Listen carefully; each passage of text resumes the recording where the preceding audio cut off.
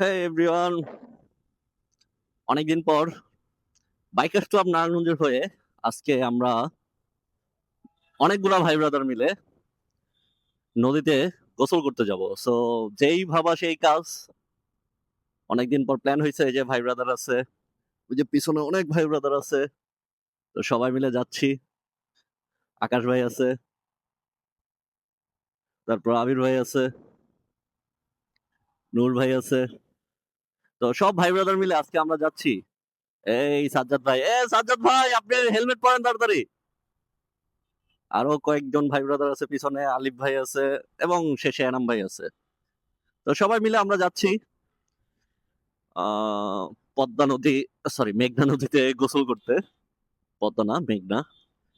এখন গন্তব্য হচ্ছে আমাদের আহ বৈদ্যার বাজার। তো বৈদ্যার বাজারের এখানে যে আমরা বাইক রেখে তারপর হচ্ছে আমরা ওইদিকে একটা জায়গা আছে স্বপ্নদ্বীপ। আমরা স্বপ্নদ্বীপ যাব, দেন ওইখানে যে সারাদিনের আড্ডা টাড্ডা মেরে গোসল করে তারপর ব্যাক করব। চলুন আমরা যেতে থাকি এবং ভাই ব্রাদারের সাথে গল্প করতে থাকি।